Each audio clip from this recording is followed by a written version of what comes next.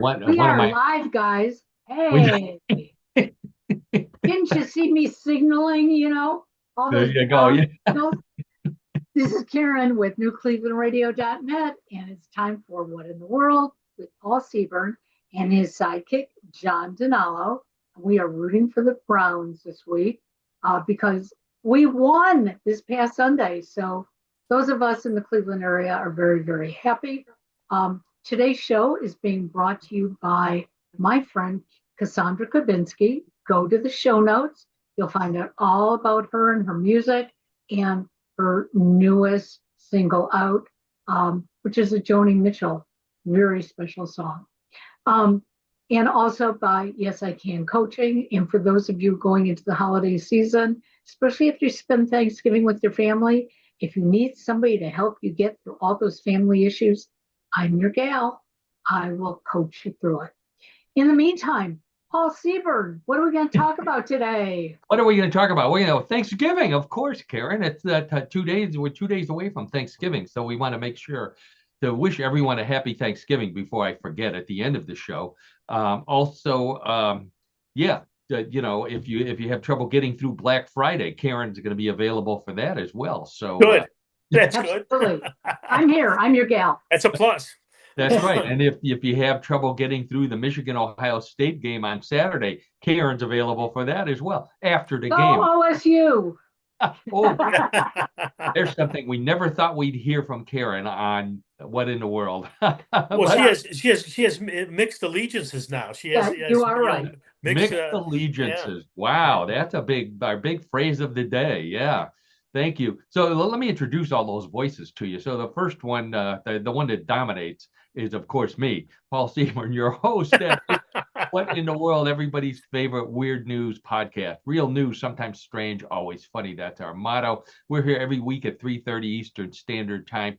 We're on newclevelandradio.net. That's the website to go to find out how to find us on YouTube and Spotify and Apple and all the other great platforms. So please check us out there, follow us, like us, do all that good stuff so we know that you're out there.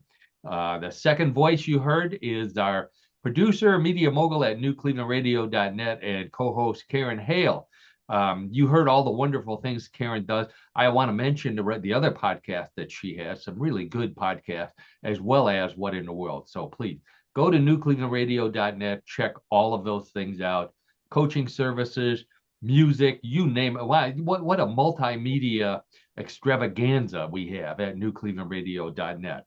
And then the third voice is our voice of sports, my old buddy from college, John. John, I'm calling him John Carroll. John Donalo. Hey, John. John has got his Browns paraphernalia on today because the Browns obviously won. So we're hoping they mount a 2-game streak. Well, they're back home to play the 49ers, and Shadur Sanders will be taking the snaps again, and hopefully he does well. Paul and Karen, an audience, real quick shout out though to our alma mater, John Carroll, which is in the Division III football playoffs this week. They're playing a game on Saturday at home. Yeah. So we're hoping that they advance. They made it through the first round, and they're at the second round right now. So good luck to the Streaks. Definitely, yeah. If you want, that's right. They are playing at home in University Heights, Ohio, the home of the university. Wow,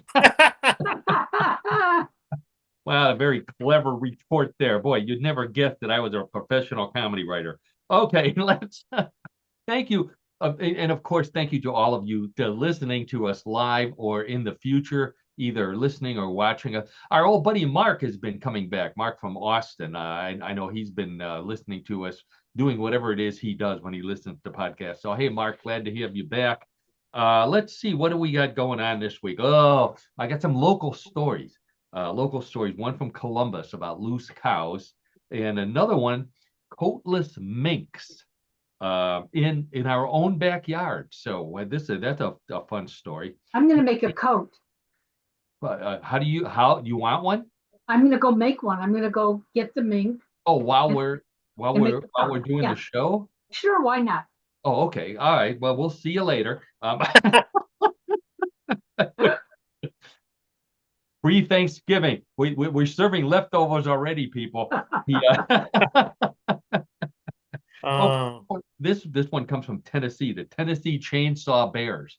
Not a band, John. This is an actual animal. And we also have Japanese Godzilla grizzly bears. So wait till you hear these stories.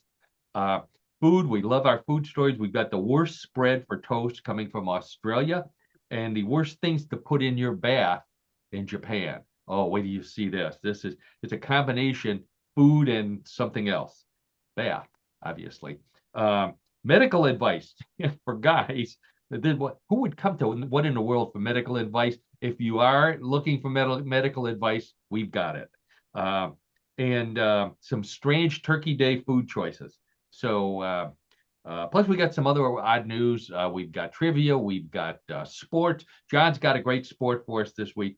Then at the end of the show, we play everybody's favorite weird news game, Bluff the Co-host. So let's get right to it with our first story. I want to do some local stories. We don't always get to do local stories. By local, I mean the Northeast Ohio area. We are just south of Cleveland, and we all live in the same general area, very close to the Cuyahoga Valley National Park, which plays a big part in our second story. But this one comes from Columbus, Ohio, actually from Hilliard, Ohio, which is a beautiful suburb. You know I'm where? going to be there. That's where I'm going to be staying this weekend. Yeah. This weekend. Oh, okay. Beautiful suburb. Well, you may want to change your mind when you hear this story. So, all lanes of southbound Interstate 270, which is the loop around Columbus, all the southbound lanes in Hilliard, Ohio, were temporarily closed recently when police received reports of a loose cow. Now, when they saw how loose it was, the cops responded with, "We're going to need a bigger shovel," because that was loose. It was loose. If they could, if we could teach these cows how to eat some asphalt or something like that, this could be the solution to our pothole problems. Just let them run loose and get loose over the potholes in our roads. Yeah, and just in time for the big game this weekend, Ohio State coach Ryan Day offered some of his linebackers to go chase down the loose cow to get them ready for the Michigan game. So what better practice than that? Running after a loose cow. Michigan, sorry, Michigan players, if you're insulted. Now, to explain to everyone who isn't getting my crude attempt at a pun there, what they meant was that the cow was on the loose on the highway. It had escaped from a farm. The cow had a name. Her name was Marigold. Now, yeah, Marigold. Now, a flower name for a cow is nice. I would have named a cow Buttercup rather than Marigold, to go along with the milk theme. But I'm no dairy farmer, so he must know what he's doing. So this is in Norwich County, Karen, Norwich Township, I believe. Okay. That's where the fire department came from, and they said it took them over an hour to rustle the cow, whatever it is you do when you have a loose cow on the freeway. One cow took them an hour to herd it into a trailer and get her safely home. The farmer was not charged with a crime, but they said Marigold was cited for a bovine stopping traffic, which is a moving violation. Oh boy. Where's my horn? Yes, that just sounds like the horn is out. Good, great. You had no pictures of this, huh? Oh, wait, I do. That's right. Thank you, Karen. You're welcome. I am lax in my duties here. There's our logo. There's my book. What would you say to a naked space alien? Great alien stories from my collection, my vast collection of funny alien stories, available on Amazon right now or at my website, paulseaburn.com. And yes, I do have not one. There's one picture of the cow when they first discovered.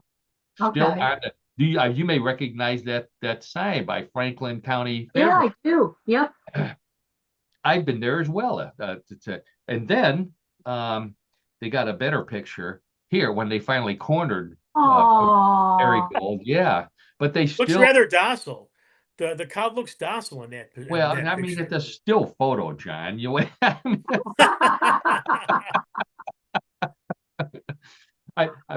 I'll be honest with you. Those horns look nasty.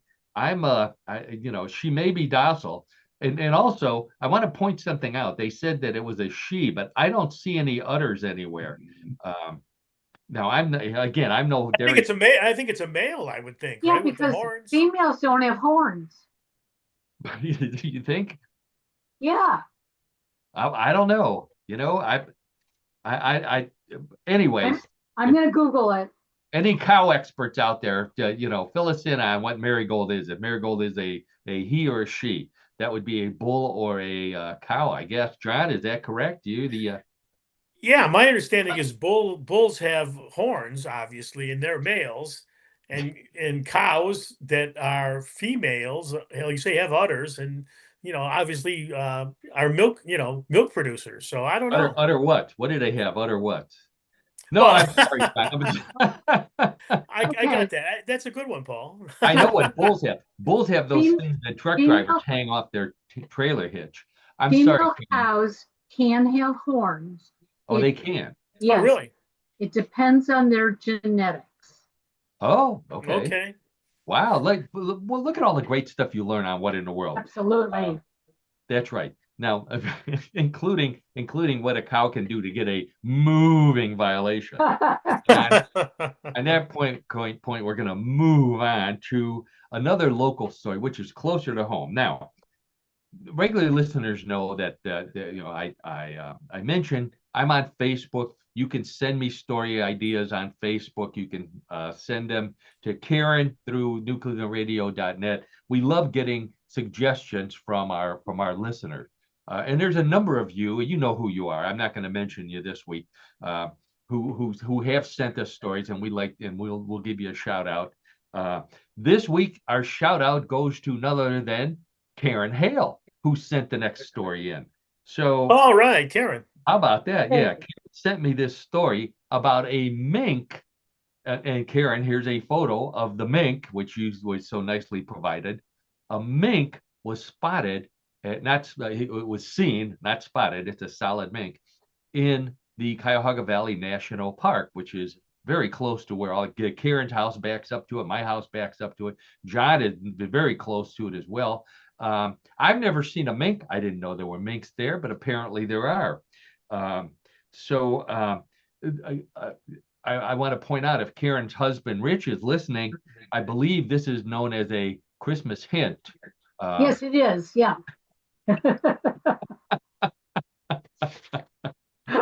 So I thought that was interesting. This is not the only mink, and it's wild. It's not a escaped pet or one that snuck out of a mink farm to escape being turned into a coat. It was seen on the towpath trail. For those of you who don't live in Northeast Ohio, it's called that because it's along the canal which goes through the park, which was used to move barges up and down into Cleveland because the Cuyahoga River is too crooked. That's the Native American name for crooked, is Cuyahoga, or Nixon. An old joke that I don't know where that came from. Some things never die, Paul. Yeah, there you go. That's right. So I was thinking towpath. It reminds me of the days, pulling barges. It reminds me of the days when husbands went with their wives Christmas shopping to the malls, and that's what we would be doing. We'd be towing all the stuff that our wives bought, either on our backs or in carts overloaded. Or you remember those days, John? Yes, I do. Yes, I do. Yeah. I don't particularly care for all the online shopping, but that's one thing it saves us from. So, it was a tough job for us guys. But the good news is, unlike those poor mules who were pulling the barges along the towpath, at the end of the day, we got a Cinnabon. So, that was the reward. Yeah. That was a great reward. So experts say that minks are common along the towpath, where they hunt for crayfish, small fish, and small mammals. However, they're nocturnal, so you have to go there at night to see them, which is also a good time, as John and I have said before, good time to see Bigfoot, or at least hear Bigfoot howling in the Cuyahoga Valley National Park. So could be that Bigfoot is howling because he's also looking for the mink because Mrs. Bigfoot wants a mink coat for Christmas. Yeah. Yeah. Anyway, thanks. Thank you, Karen, for that great fun story. And also, hint, hint, Rich, do us all a favor and get her a fake mink. She won't know. Be nice to the minks. Okay, one more animal story here for kind of local, a little south of here, maybe a lot south. Gatlinburg, Tennessee. Another city I've also been to, Gatlinburg as well. That's where Dollywood is located. For those of you who were trying to find John, can you find Gatlinburg, Tennessee on your map over Yes, there? I can, Paul. Yes, I can. It's certainly there it is, and there's the great state of Tennessee right Yeah, there, folks, right there. there you go. Well, is that a topographical globe that you have there? Can you feel the hills? Barely, barely. Well, there's two Yeah. big hills in Gatlinburg at Excuse me. Dollywood. Um, I'll wait for everybody to get that joke. Two big hills at Yes, Dollywood. we got I it. think we got. Well, I got it. I think I understand it. Okay, all right. Oh, Very all good. the guys listening got that one. So, anyways, so there's bears in Gatlinburg. That's what we're going to be talking about here. So, a man in Gatlinburg, Tennessee, not just any kind of bears, but he posted a doorbell cam video of a black bear that walked up onto his porch and stole his brand new chainsaw. Yes. Why would you put a brand new? Wow. Yeah. Picked it up in his mouth and walked away with it. There he is walking past the pickup truck, which he probably would have stole that too if he could get the door open. So wildlife experts, John, they say that this is a do-it-yourself bear who is planning to cut down his own trees and make his own toilet paper. So, very, very talented. Practical, very Yeah. practical. Yeah. Yeah, practical. Stealing a chainsaw is scary enough, but we're going to be in big trouble if bears learn how to pull that cord and actually fire it up. And I'm not sure if it's one of those battery operated ones, but this is what happens when beekeepers put honey in bear-proof jars. First, we got to get this honey out of here. Let's get a chainsaw. So he claims this was a $500 chainsaw, which is, to me, that's a chainsaw massacre right there. $500 for a saw. And the owner thinks that the bear was mad because the owner used that chainsaw the day before to cut down a big tree in his backyard. And he thinks maybe the bear had maybe he had it carved on there, Yogi and Boo Boo or whatever, whoever he loved. He had their initials carved in the tree. But this is amazing. I only have a picture here. I don't have the video, but they said that the video showed another bear who was acting as a lookout. Another bear acting as a lookout. In criminal terms, that one was known as the getaway bar. Oh. Getaway bar. Yeah. That's what they call bears in Tennessee, bars. How do I know that, John? Because of the accent or whatever of because of the Davy Crockett song, the Ballad of Davy Crockett. Oh yeah, sure. Even Carrion remembers that. Sing along with me. Born on a mountaintop in Tennessee, greenest state in the land of the free, raised in the woods so he knew every tree, killed him a bar when he was only, how old was he, John? 3. 3, that's right. Davy Crockett, king of the wild frontier. Here we are 70 years later. That song is burned into our brains. Yes, it is. yes, it definitely is. The Davy Crockett Show. Who was the star, John? You remember? Ooh. Was I'll give you his last name, Parker. Well, Fess Parker. Fess Parker. There you go. Yeah, I wasn't certain if it was Fess, but thanks for the assist, Paul. Thanks. Yeah, Davy Crockett. Who his best friend was George Russell on the show, played by Buddy Ebsen, who went on to greater fame as Jed Clampett. I remember that now that you mentioned that, Paul. Sure. Okay. So the song, I'm not going to ask you this one, John, because it's really obscure. I had to look it up. The song was sung by the Mellow Men. The original song, the theme song, sung by the Mellow Men, who recorded under a variety of names in 1955, including my favorite, you could use this one. Big John and the Buzzards. You know, get the old garage band back together. Big John and Wow. the Buzzards. Big John and the Buzzards. It's got a nice ring to it, I think. Well, now get a load of this. Not only did they record the song, but then Fess Parker recorded his own version of it, and then Really? yeah, Tennessee Ernie Ford, who great singer, he recorded his own version of it. Mm-hmm. Sure. Yeah, there's 3 versions of the Ballad of Davy Crockett, all on the Billboard chart in 1955, and all 3 of them at one time were one of the top 5 songs in the country. That's a great trivia wow. stat right there. Wow. That's yeah. The times were different back then, obviously. Yeah. So a little bit of trivia for our older listeners out there. The rest of the people have already gone on to some other podcast, I'm sure. That's their loss. Yeah, so everybody is afraid of artificial intelligence these days. We've talked a little bit about artificial intelligence. I talk a lot about it at Mysterious Universe, by the way. Thank you for anybody who came to us through mysteriousuniverse.org, where I have a weekly recap of the weird news of the week. Most people are afraid of artificial intelligence because it could take your job away. That's the big fear. And John is worried because he heard artificial intelligence might retire, and then it'll take his job away, which is being retired. I wouldn't want to have that happen, to be honest with you. You'd have to go back to work. So even scarier, though, this week we found out that AI can read your mind. So these neuroscientists, computational neuroscientists, have developed this digital telepathy called mind captioning. And it uses MRI scans hooked up to artificial intelligence to read mind. Here's how smart this contraption is. After a full day of reading human minds, it said, forget humans, and it pulled its own cord and said, I'm done. I can't deal with it anymore. Oh, wow. Yeah. Oh. Famous mind reader, Uri Geller, again, somebody the older people will remember. He's not worried about it reading minds. He's worried if artificial intelligence will learn how to bend spoons, because that's where he makes all of his money. Do you remember him bending spoons on the Tonight Show? Yep. That was Johnny Carson loved him. He used to have him on all the time.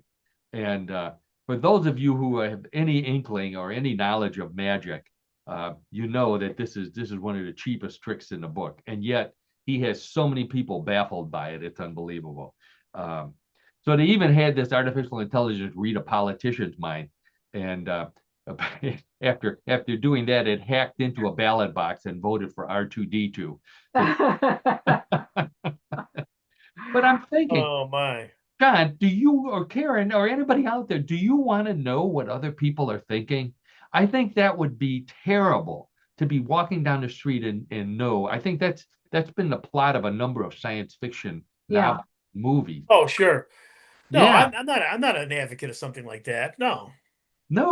And I don't even want to know what my husband is thinking. I don't even want to know what I'm thinking sometimes. You're brutally honest, Paul. Yeah, John, I don't want to know what women are thinking. They hate men already. Why do I need to know anything more than Whoa. that? Yeah. Oh, I'm sorry. And then the worst I'm gonna live on that one, Paul. Yeah, but stay away from that one, John. What about if you get stopped by a cop? So, I already know he's thinking, how do you know how fast you are going? And he's going to find out. What I'm thinking is, you know how many times I saw you at the donut shop? I just got 2 tickets instead of 1. So anyways, all right. So let's move on to something more pleasant. So this is for my buddy Simon down in Texas, who was supposed to be up in Northeast Ohio tomorrow, as a matter of fact. But due to circumstances beyond his control, he'll be spending Thanksgiving with his lovely wife, Linda, in Houston, Texas. So he and I got into discussions about the differences between Marmite and Vegemite. For those of you who don't know, Vegemite is a yeast extract spread, and it smells as tantalizing as that description. That's from Australia, whereas Marmite is a yeast extract spread from England. And the British think that Marmite's the best. The Australians think that Vegemite's the best. Um, you know, if the brewers are throwing this stuff away, why on earth are we eating it? Was always my question. If it's if it's no good for beer, why on earth are you putting it on? You have to be drunk to like it. I think that's got to be the deal there. So, but people will kill for it. Simon loves his Marmite. People in Australia love Vegemite. How much do they love it? A prisoner in Australia who is serving a life sentence for murder is challenging the prison ban on prisoners eating Vegemite. They're not allowed to eat Vegemite. Why? And he says it's his human right. Um, and this could be the first case where something is both a human right and cruel and unusual punishment, because that's what it would be for some people to eat this stuff.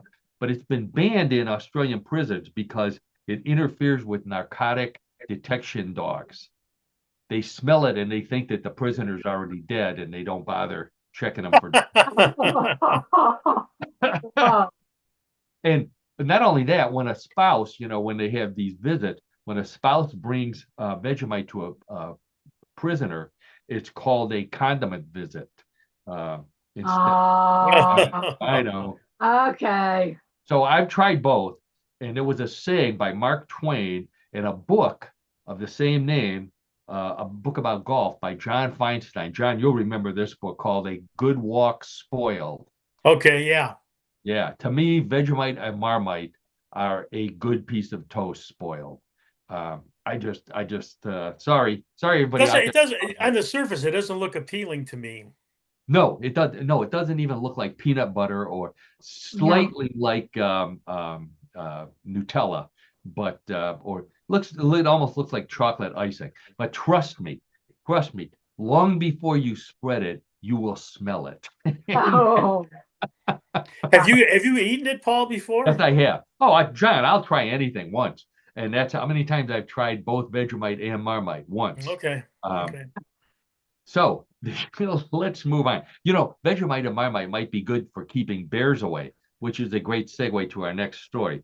The number of bear attacks in Japan, of all places, Japan, has increased so much this year alone that there's a company making a killing selling refurbishing shipping containers and turning them into bear attack shelters, like bomb shelters, only instead to keep bears away, so people can hide until the bears leave.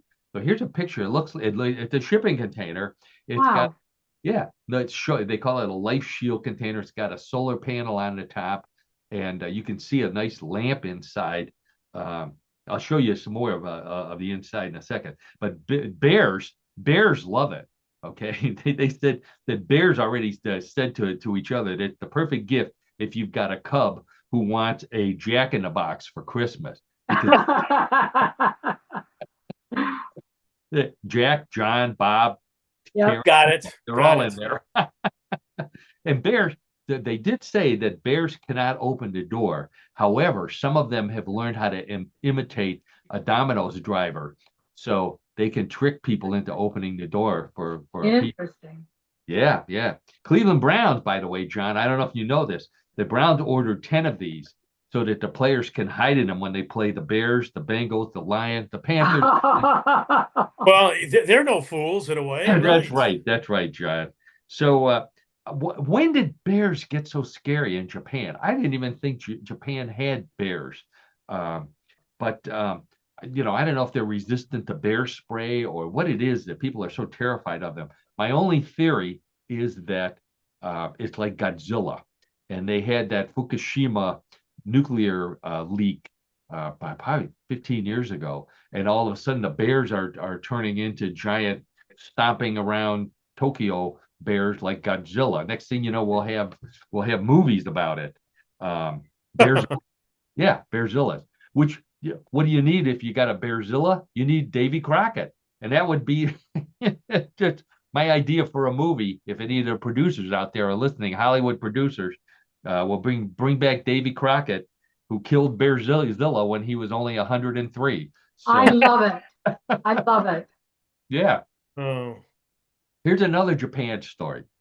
John, where is Japan on the map? While I take a drink Well, we're over. to go to Asia here, go across the Pacific, and there is the country of Japan right There there. you go. Okay, yeah, yeah, yeah. Don't put your finger on it too hard there. No, The no, it's right there.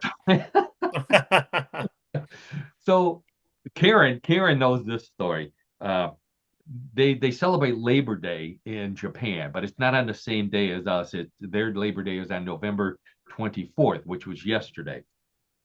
So one of the ways they celebrate. Oh, I had another picture of it. So look at the inside of this container. Wow. And there's a toilet too. Well, in a little cardboard toilet. I love that. A cardboard. How many uses would you get out of that cardboard toilet? Can you outlast the bear who can just go and do it in the woods and come back and beat on the container until you run out of food and water and your container smells like Marmite from all Yeah. Now, what are those? It says bear spritzer. Is that right? bear A bear spritzer. Yeah. Oh spritzer? no, you don't have any bear spritzer, John? They've got No, I don't. and, and it's bear spray. Is that what it is? Or Well, in the okay, back? this is obviously artificial intelligence. When you ask artificial intelligence to create pictures like this, you have to be very, very specific what you want on labels. Otherwise, the AI comes up with its own spelling for things. And obviously, they didn't they weren't very specific. So bear b-balls or something down on the floor over there. That looks like a fire extinguisher rather than a spray. But um, But what's in the container with the blue top? with the blue top, the water or the no, that's Oh, that's a beers. toilet. That's a toilet, No. just a cardboard No, no, toilet. no. On the Oh, on the shelf there, Paul. It oh, says on the shelf. bear. I think that's bear peanut butter. The that's what it looks like to me. It's like bear sprawl or something like Yeah, that. yeah, or bear urine. I don't know. Maybe Oh boy. well, that's not going to keep them away. I have no idea. Um, it's from Japan. Well, we'll leave it at that. Enough said. So, and this will explain everything to you, John. So, Labor Day in Japan, this is how they celebrate. They celebrate by taking a green onion bath at a bathhouse in Fukaya, which is one of Japan's largest producers of green onions.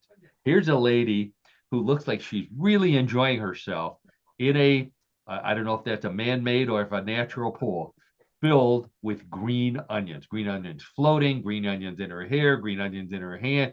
You don't want to know where else she's got green onions. These onions are look very much like another vegetable, by the way, which explains the sign on the side which says no leaking in the pool. No. Now, So, those are huge onions. If this is to scale, right? yes, How it is. large are these onions? Yeah, they do. They look like leeks, but they're actually onions. They're green onions. They're Japanese They're huge. nuclear. They're nuclear onions, John. Yeah. Yeah. Little skeptical about this one. Well, they said, Labor Day is such a huge holiday, and green onion baths is a big popular thing to do, except for people who work at salad bars. They said, why do I want to see more green onions? So the original idea for this came from a bathhouse owner who was listening to an oldies station one day, and he heard in succession Booker T and the MGs playing Green Onion, followed by Bobby Darin singing Splish Splash, I Was Taking a Bath. And he says, this is it. This is what we do. Green onion bath. They tried this in Idaho, by the way, with potatoes. And the bathers complained about all those eyes looking at them. So that's for the kids out there. My grandnieces will get that joke. So this is the real thing. Think about it. If it's a hot spring, which it look like this lady is in. Here's another one. Here's two ladies in a bath. Look at all the green onions in there. Yeah. Yeah. And this one, well, wait till you see this one here. So this one there, it looks like I don't know what else. It looks like sweet potatoes floating in there too, along with the green onions. This looks like a hot spring. It's very hot in there. I'm thinking You put green onions in a hot spring and soak in it for a while, you're going to come out smelling like chicken soup. Yeah. And Oh, John, you could even throw some chicken in there if you want, and I bet that would cure the common cold. It'll cure oh the yeah, sure. yeah, soaking in chicken soup. Have you ever heard of that, Karen? Soaking in chicken. No, I haven't, and I don't think I want to take a bath there either. I'll tell you what, if you got the chicken soup and you got the onions, you got the potatoes, add some cheese and bread, and you got French onion soup right there. So Oh my God, you got it. now I can't believe that no one has asked the question. I know my buddy Mark down in Austin is probably screaming, do they eat the onions? And the answer is, I sure hope not. Yeah. Oh, I have no idea. Okay. So not only do we give food and safety advice on what in the world, we also give health tips. So this was a popular story on my Facebook page this week. Now there's an alternative, I don't want people to think that what in the world is an alternative to WebMD or to going to the doctor or drinking chicken soup. Do all those things before you consult with us on medical advice. Yeah. However, this was too good to pass up. So according to a new study, Viagra, we know what that's for, may help alleviate one form of hearing loss. Now, it's not permanent. It's only temporary. It makes your ears bigger for 4 hours. Oh, oh, wow. oh. Do you believe that? So the testers, they actually tested it. The first thing they noticed was how loud their wives were when they were telling them that not tonight. Oh. So if your erection or your relief from the hearing loss lasts more than 4 hours, go see your doctor and tell him to whisper because you can hear him real good now. So they tested this Viagra cure on fruit flies, and they found that the fruit flies could hear better, but because of the other things, they were flying a whole lot lower than they normally do. So this sounds like the kind of thing that some guy came up with, obviously, as an excuse when his wife found Viagra in his pocket and she didn't know it was there. My doctor recommended it. It's for my hearing. Yeah. That's you can just see guys doing that. We'll admit that it cures everything except the real reason. Guys will never admit the real reason why they're taking Viagra. And the real reason is because if you take it, it'll hold your pants up for 4 hours. So for the kids out there, I don't want to ruin it, the surprise for them. That's right. One more food story. This one just in time for the holidays. Oh, get ready, John. Get ready for this. This is you need to order some of these. Doritos in the United Kingdom released gingerbread Doritos. Oh God. Doritos. Yep. Gingerbread flavored Doritos. Taste testers say they're sweet and salty, like a combination of popcorn and cinnamon toast. Santa Claus. I check with Santa Claus. He's already warning you'll get coal in your stocking if you leave these out for him. So he does not want gingerbread Doritos. Gingerbread Doritos sounds like an idea that was hatched by Doritos scientists on Bring Your Tequila to Work Day. Hey, whatever we tried yet. Yeah. one quick moment. Look at the edge of the bag. What are all those? Oh, I'm little not sure. things? Yeah, that was a weird picture. I noticed that after I couldn't get back in time to find another picture. I'm Are not they sure are they what small those Christmas colors are. presents or something? I mean, look at those. Maybe it affects your vision after you eat the Probably. I don't know. Yeah. kind of psychedelic effect, like gummy Doritos. Mhm. So the gingerbread Doritos. I was thinking about this, John. I think we saw the gingerbread Doritos open for the Flying Burrito Brothers back. You know, I have to beg.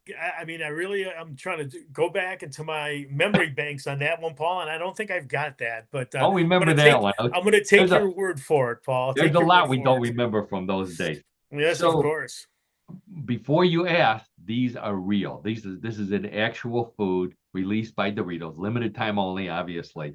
Nothing like another food that we talked about before, pumpkin spice Doritos. We talked about these last year. Pumpkin spice Doritos was fake. This is artificial intelligence here. However, even worse than pumpkin spice Doritos, we talked about this too.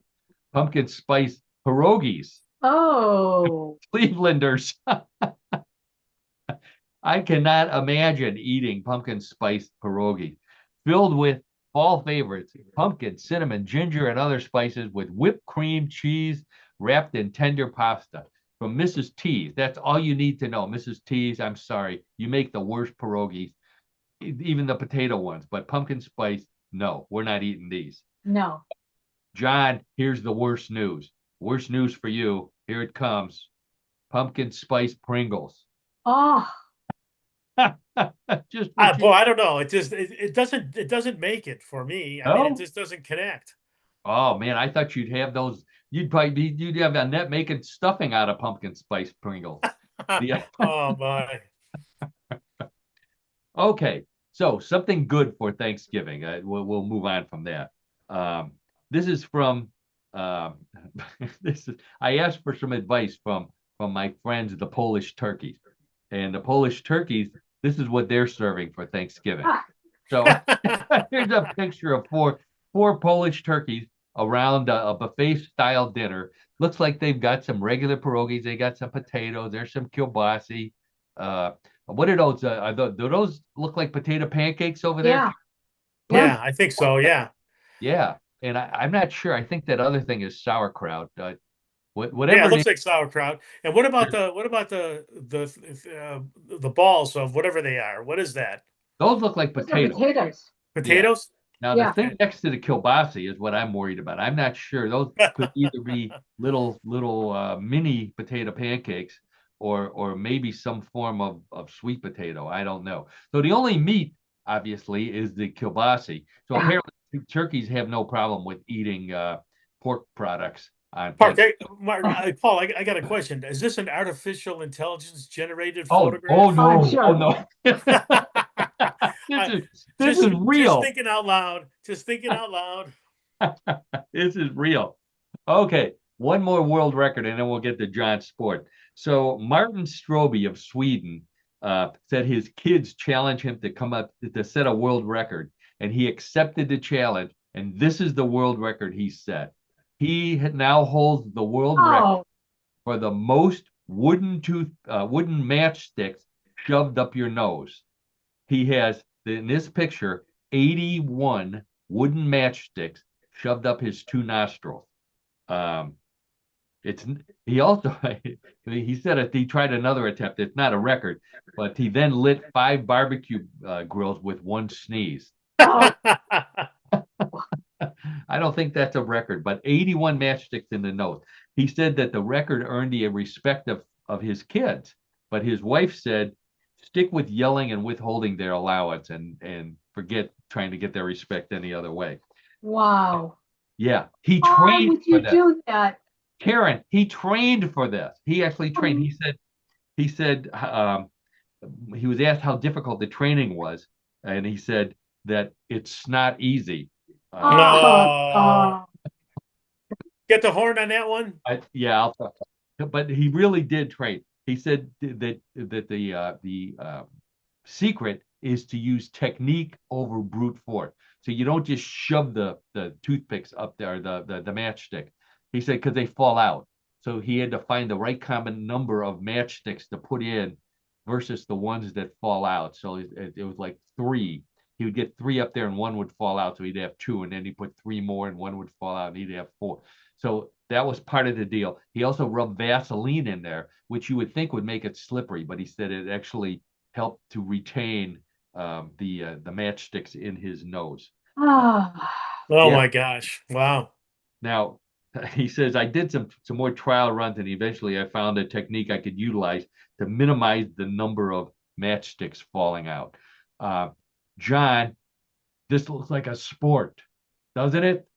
I don't know. Yes, but the key is this. Who is competing against him? I mean, really, so he's one person, right? I mean, you're going to get a group of people that are going to try to compete to see how many matchsticks you can put in your nostrils. I don't know. Maybe, or possibly once you've got them up there, how far you could shoot them out when you sneeze or Oh, blow your I nose. don't know. I don't know. I don't know. I hope. Anyway, kids, don't try this at home. That's all I have to say about that. But one thing you can try at home are some of the sports that John does talk about on What in the World of Sports with John Donalo. So that's the end of my segment of weird news for the week. That means it's time for real weird sports. Every week I ask John, I've known John since college, knows more about sports than anybody that I know. So I challenge him, John, I need a real sport, sometimes strange, always funny, for What in the World. And regular listeners know every week John manages to come up with one.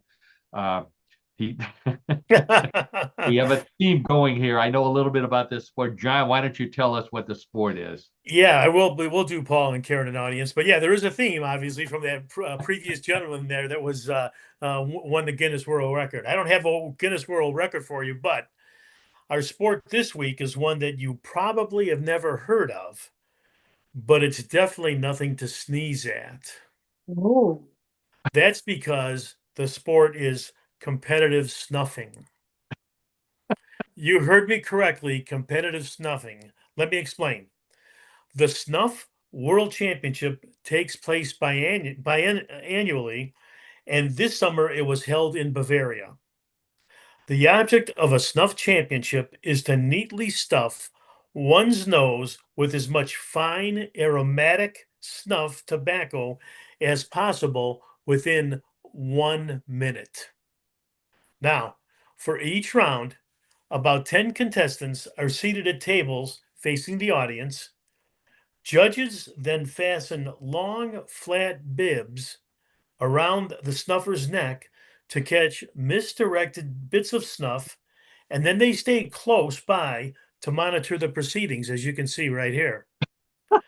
Now, on the table in John, front of I want to each... stop you for a second here. Sure, I'm sure. looking at this picture. I just noticed this.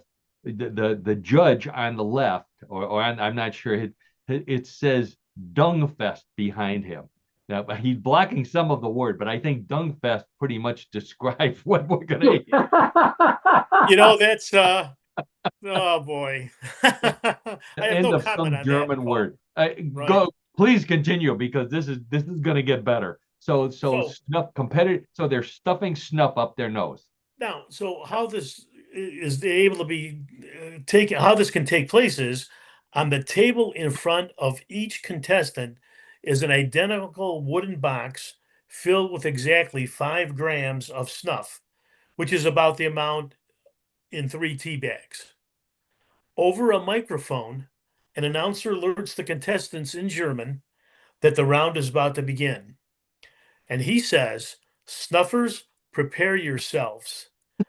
Open your boxes. Ready, steady, go." And then the match begins. Now, the snuffers hover their noses low and close to the box, using an index fingernail to propel steady scoops of snuff up their nose. Or they use their thumb and index finger to swiftly pinch and thrust. Unused fingers are spread out of the way, and it is legal to coat the nostrils with Vaseline to help the snuff stay in. Oh, there you go. There's another Vaseline. Yeah. Right. Now, cheeks and upper lips should remain clean. At the end of the minute, the contestants stretch out their hands so that the judges can brush away every stray speck of snuff back into the box for weighing. The judges circle the tables and keenly eye contestants, awarding points for neatly packed nostrils or subtracting points for smeared cheeks, lips, and fingers. So neatness counts in this. Yes, it does. Absolutely. Now, the snuff sniffers then retire. After a minute, the snuff sniffers then retire to the nose washing station while the judges brush the last tobacco bits on each bib into the snuff boxes before a final weighing determines just how much of the of each original 5-gram portion was stuffed by the snuffers. Each contestant earns points towards their individual score and also for their team. This year, the teams this year were from only a handful of countries: Germany, Austria, and Switzerland, and a large number of the snuffers earned almost a perfect score. And as you can well imagine, the Bavarian teams, as usual, were the winners. There they are in their leader hose, and men and women too. Yeah. Oh, Yeah. yes. It's men and women that compete. Now, if you're interested in competing in sniffing, experts say training and technique are worth more than a big nose. Now, just remember their motto. Listen carefully. A snifter of snuff is enough snuff for a sniff for the snuff snifter. Oh my God.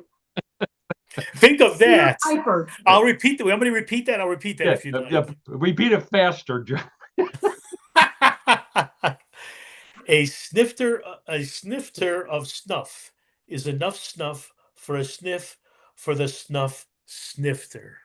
Oh, wow. Hard to believe that this sport exists, but it does. And it's obviously popular in Europe, as you can see. And think of this. I think of all the sports we've done, I don't know of any sport where the action is only limited to 1 minute of time. 1 minute, yeah. It's 1 minute of time, and that's it.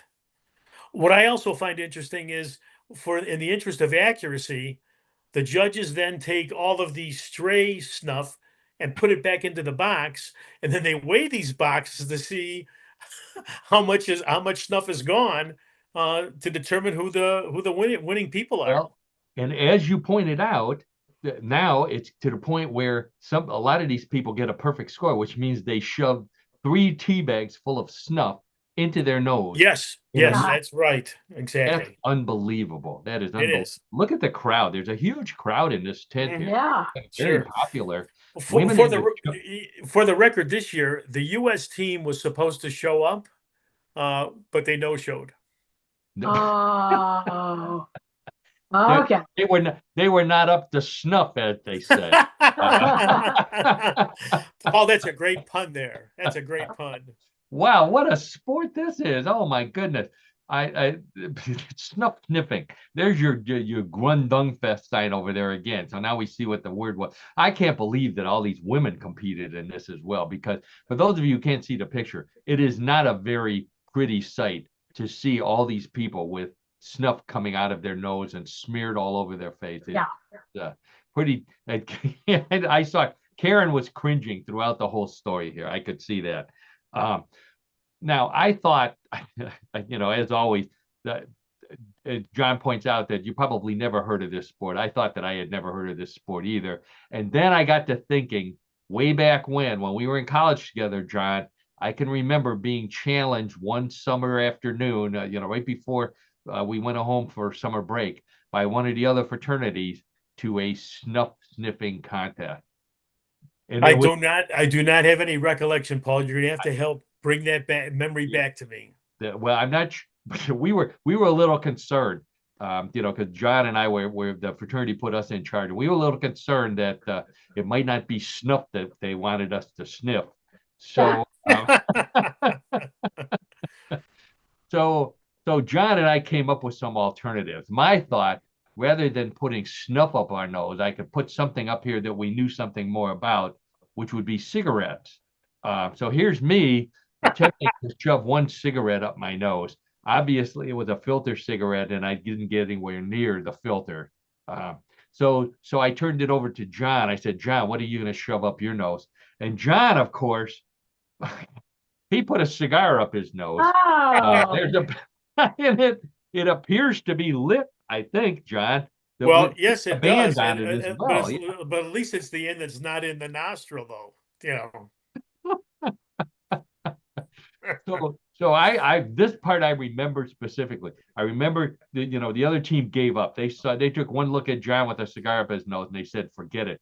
Poor John, for a week after this, there was smoke coming out of his nose, constant. We all felt sorry for him, but we were glad that we won. So anyway, I do recall this now, and I think I tried to blot it out of my memory, and that's why I wasn't able to pick up on it right away. But you I brought can't back that memory, Paul. So thank you, I guess. I can't believe you can still breathe after that, John. And and I can't believe that we found that story. Snuff Sniffing Championship. Thank you again, John, for that great sport. You're welcome, Paul, and Karen and audience. Thanks. That means it's time for Bluff the Co-host, everybody's favorite weird news game. The rules of Bluff the Co-host are simple. The first thing I do is take down that gross picture. There we go. And so I have 3 stories similar to the ones we've been talking about all afternoon. One big difference. Those stories were real. These stories may be real, maybe a bluff. And it's up to John, Karen, and those of you playing at home to decide real or bluff. Wagering is allowed, so place your bet. John and Karen, hands on the buzzer. Let's get right to story number 1. A popular Seinfeld episode is called The Opposite, where George does the opposite of what his instincts tell him, and he is suddenly successful in everything he tries. So if he wanted fresh breath, for example, he would gargle with garlic mouthwash. And that is exactly what a new dental study wants us to do. It turns out garlic juice kills all kinds of bacteria, fungus, and viruses. But the bad news is that it makes your mouth smell even worse than garlic breath.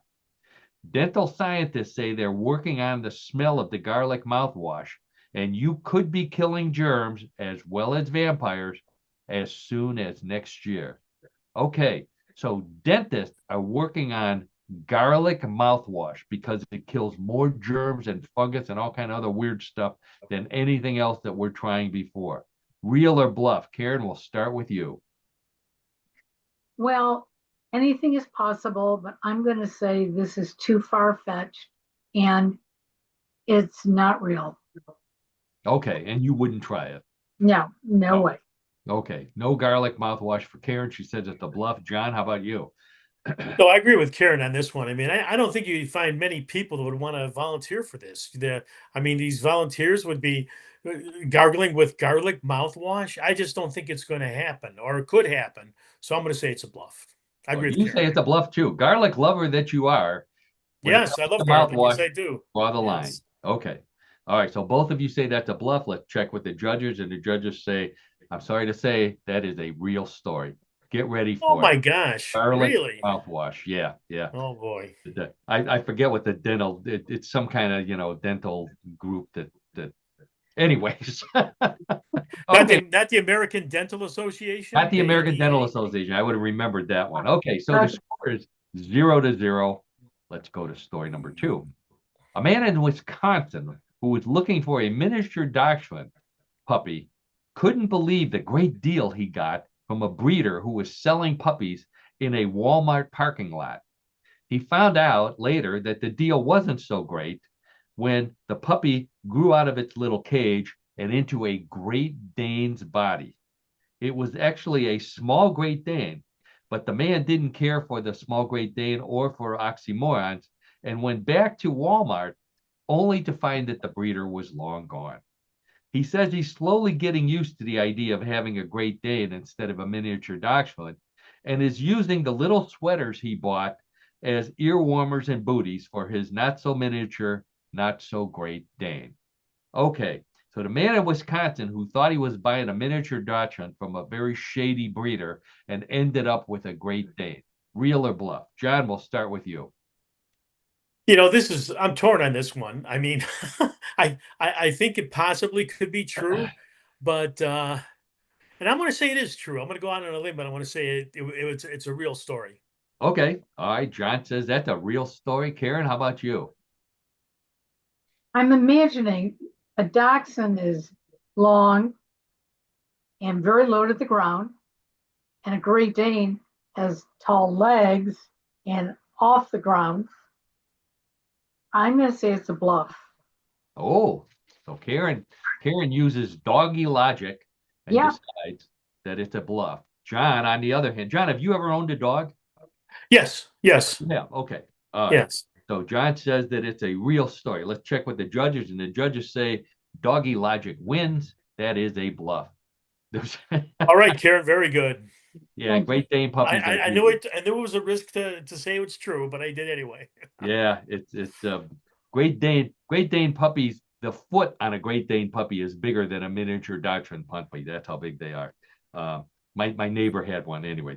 Oh, okay, so that means Karen is ahead 1-0, but points are doubled in round number 3. So John could come roaring back, just like, well, no, the Browns didn't come roaring back. They led the whole game. But anyways, John could come roaring back. Let's see. Story number 3. Many couples like to have their weddings at the place where they first met.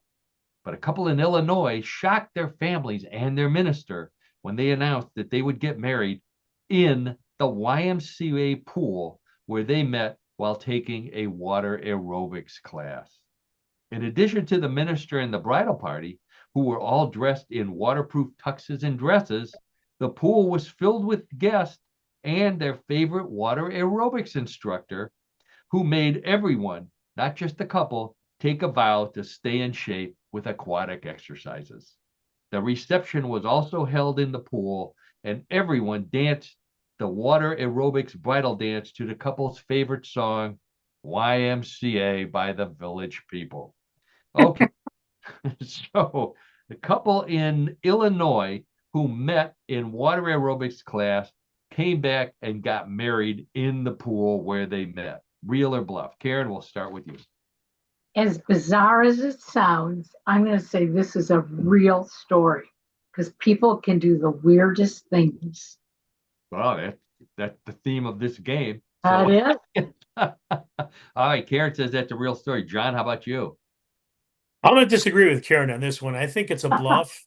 And I'm going to say that I could see maybe a couple and a minister being in the pool, but having a reception in a pool with people, and then you indicated that the tuxedos and the gowns were waterproof. Like, I mean, who does this, or who could pull that together? So I'm going to have to say that it's a bluff.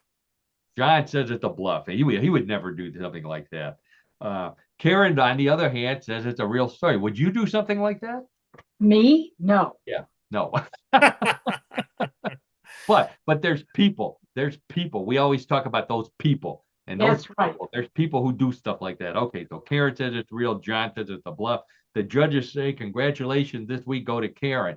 That is a real story. Yeah. Wow. Karen, very good. 2 out of 3, Karen. Very good. Was in the pool. DJ, you name it. Everybody was in the pool. You got photos of this, Paul, and everything? You've got some. Google it. Google it. You'll see.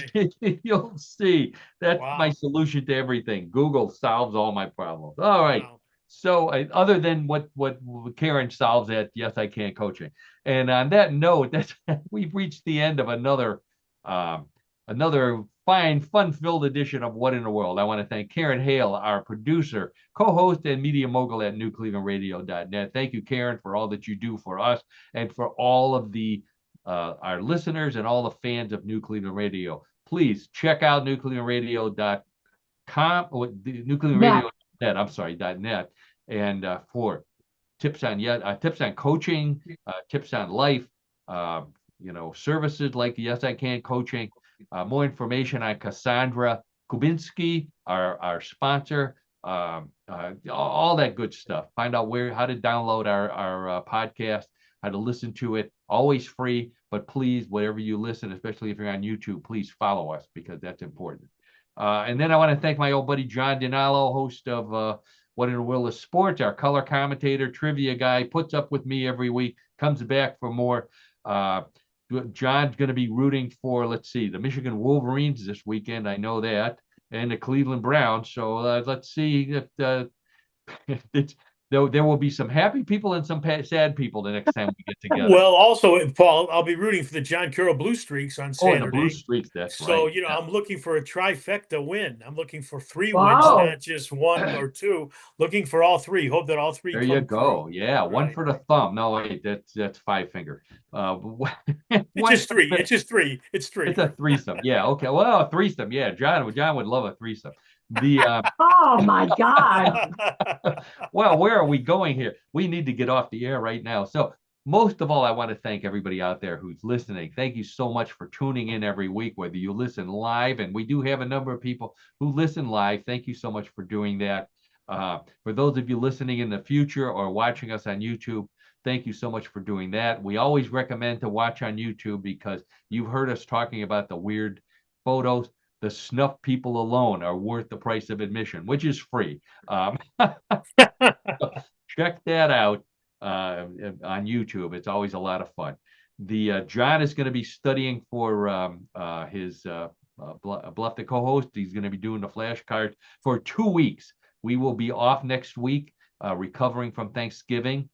So we will be back on Tuesday. I think it's somewhere. I think it's the 9th might be the right date. Tuesday is December 9th. December 9th. Yeah. There you go. Just watch on Facebook or on Karen's Facebook page. We always announce when the next show is. So, mentioning Thanksgiving, I want to wish everybody out there a very happy and safe Thanksgiving. Be careful on the roads. There's a lot of people traveling out there. Don't eat too much, for all the reasons that's not good. Don't choke on any turkey legs. I don't know what else to say. But and don't stuff the stuffing. Yeah, right, exactly. Cook the turkey thoroughly. We don't want any salmonella stories next week. And on that, how did I get on? And let's get off the air, Karen, while we still can.